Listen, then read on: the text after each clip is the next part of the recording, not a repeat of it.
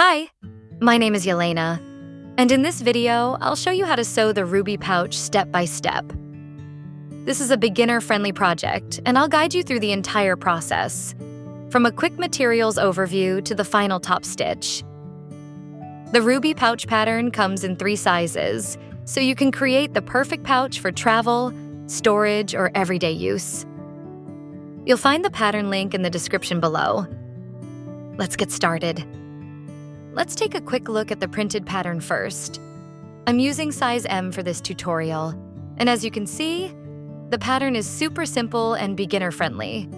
Just a quick reminder, make sure to check the test square before cutting your fabric. This ensures the sizing prints out correctly.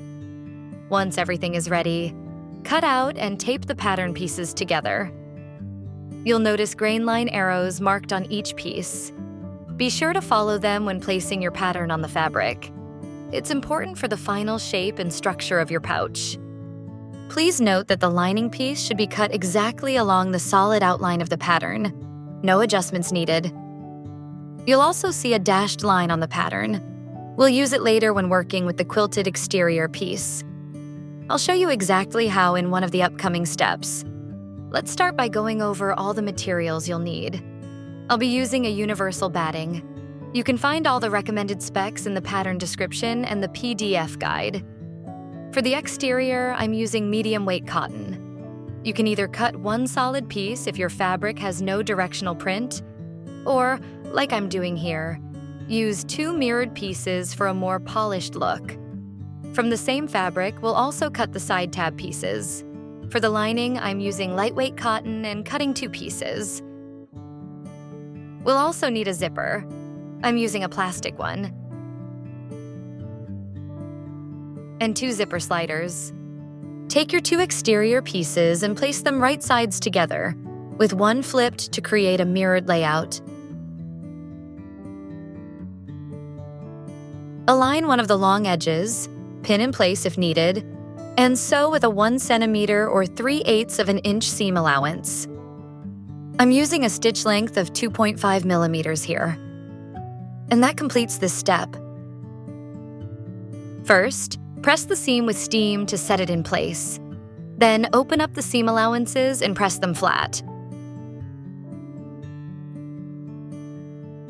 Flip the piece to the right side and give the seam one more press from the outside for a clean, professional look. Now let's top stitch the seam to give it a clean, finished look. Sew 2 to 3 millimeters, or about 1/16 to 1/8 of an inch, from the seam on both sides. I'm using a longer stitch here, around 3.5 to 5 millimeters. Once that's done, press the seam again with steam to set the stitches. Take your exterior panel and fold it in half vertically to find the center. Press the fold with your hand to make a crease, then use a disappearing fabric marker to draw a vertical line. Make sure the marker won't leave permanent stains. Tailor's chalk or water-soluble pens work well. Now place the fabric on top of the batting, leaving a bit of extra room, about 2 to 3 centimeters or around 1 inch, at the top and bottom. This will help keep the fabric from shifting as we sew. Pin the layers together and we'll sew along that center line next. Start by sewing along the center line you just marked, using the longest stitch length on your machine. I'm using 5 millimeters here. Then continue quilting the panel with parallel lines spaced about 7 millimeters, or 1/4 of an inch apart. I'm using the edge of the presser foot to keep the spacing consistent. Take your time to keep the lines straight. Once you're done, give the whole piece a good press with steam to smooth everything out and set the stitches. And here's what the finished quilted panel should look like. Now fold the seam allowance along the dashed line marked fold line for quilted fabric. This shows the finished size of the quilted exterior. The seam allowance itself is only needed for the lining piece, not for the quilted fabric. Now let's cut the main piece from the quilted fabric. Place the pattern, with the seam allowance folded, on top of your quilted panel. Align the fold line on the pattern with the seam on the fabric. If you used a single piece of fabric and there's no seam, Just make sure the bottom edge of the pattern is placed perpendicular to the fabric grain. Trace around the pattern using a disappearing fabric marker. Then flip the pattern over to create a mirrored shape and trace the second half. Cut along the marked lines. And this is what your quilted exterior should look like. Start by separating the zipper into 2 halves. Take one half and fold it in half to find the center. Then mark that spot with a pin. Now take your quilted main piece and find the center along the top edge. Place the zipper right sides together with the fabric, matching the center of the zipper tape to the center of the pouch.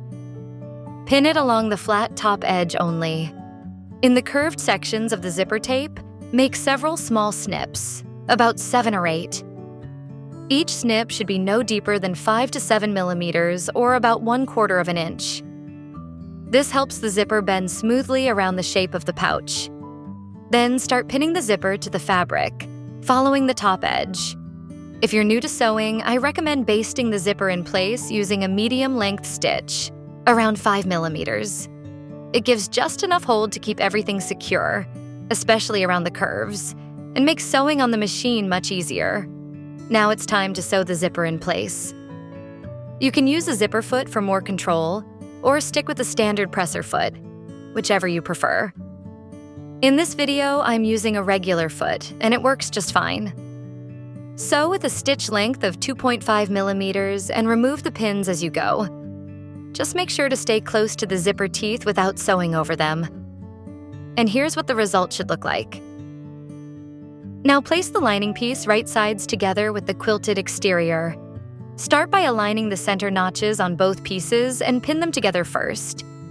At this point, the zipper should be sandwiched neatly between the 2 fabric layers. Then continue pinning from the center out toward the sides.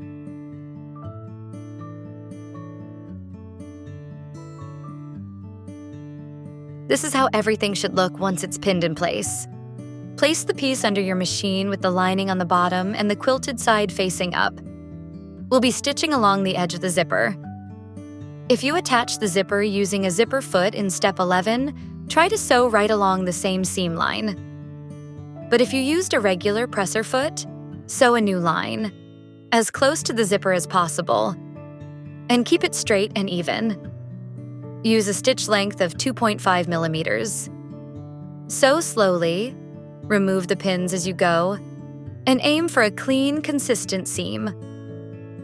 Once that's done, let's trim the curved corners to reduce bulk and help the seam turn more smoothly. Using scissors, cut out tiny triangle shapes from the seam allowance. I'm making about 6 or 7 snips here. Be careful to stop a couple of millimeters before the seam line. You don't want to cut through the stitches. Repeat the same trimming on all corners of the pouch, 1 on each side. This little step will make a big difference when we turn the piece right side out. Now turn the piece right side out and gently shape the corners with your fingers. Smooth out the layers so the zipper sits evenly and flat. I'm doing the same on the other side here. Just take your time and adjust everything until it feels balanced.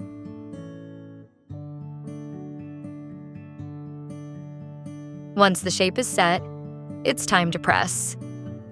I'm using a tailor's ham here. I actually made this one myself and filled it with sawdust. I really enjoy pressing on this size because it works perfectly for small projects like this. If you're curious about how I made it and want a free pattern for the pressing pillows I use, let me know in the comments. I'd love to film a tutorial and share the printable pattern with you.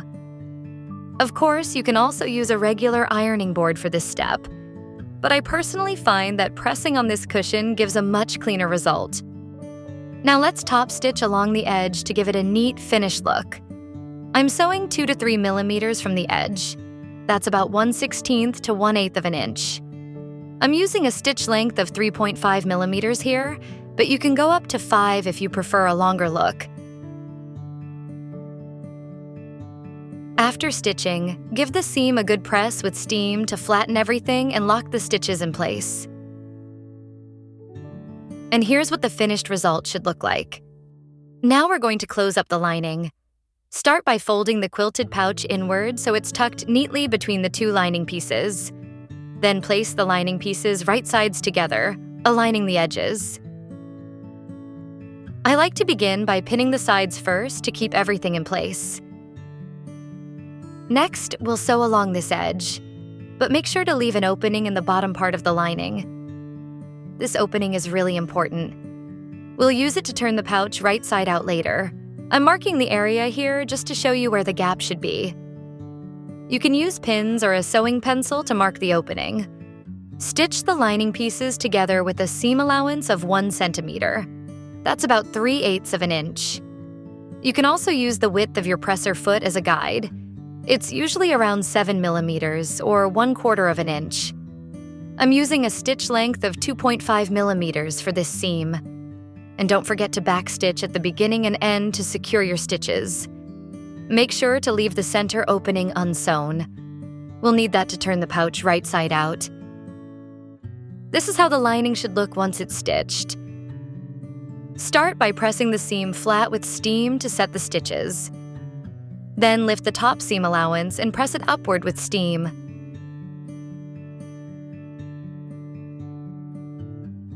After that, fold the bottom seam allowance downward and press again. This method allows you to fully open the seam even in tight areas and helps it lay nice and flat, just like this. Then we turn the pouch right side out.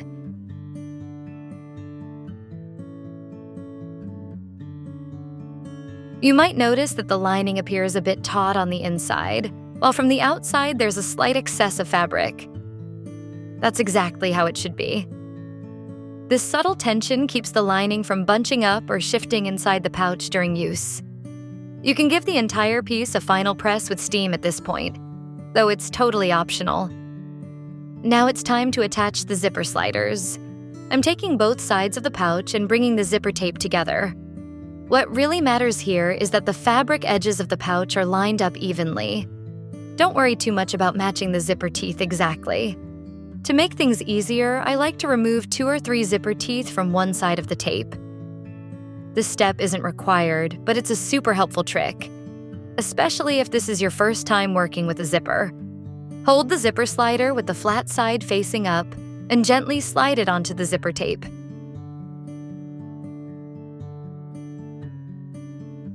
Once it's on, zip it all the way down to keep everything from shifting. Then do the same thing on the other side. Attach the second slider from the opposite end.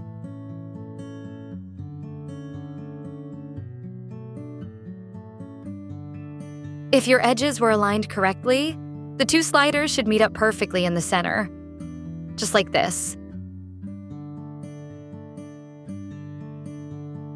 Once everything looks even, go ahead and trim off the extra zipper tape on both sides.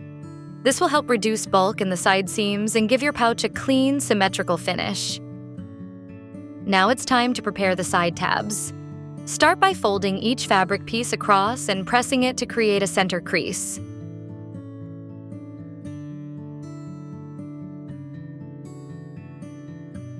Then unfold it and fold the raw edges inward so they meet at the crease.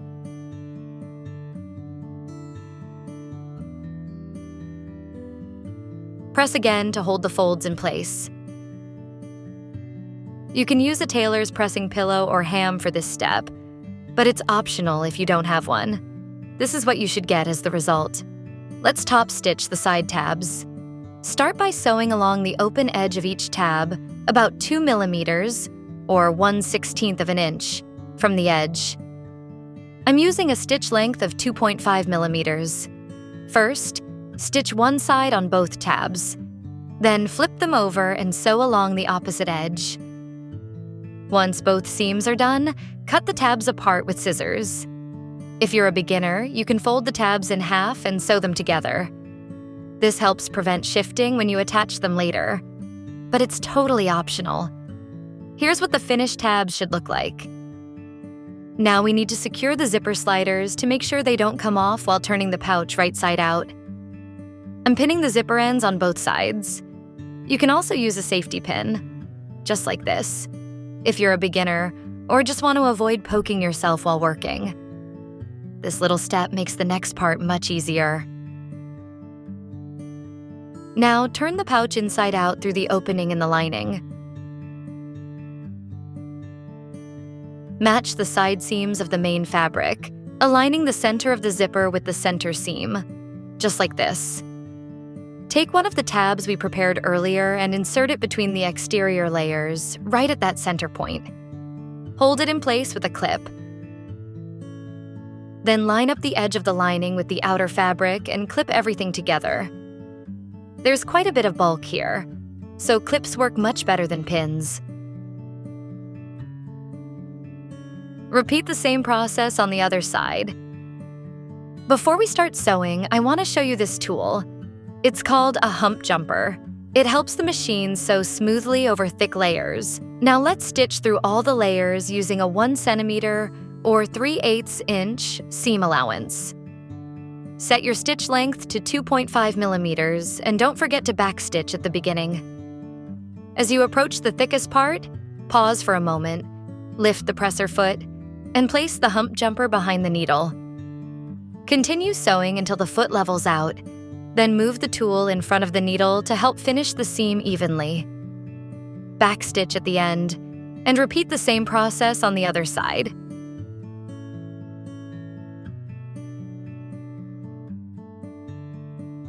This is what it should look like when you're done.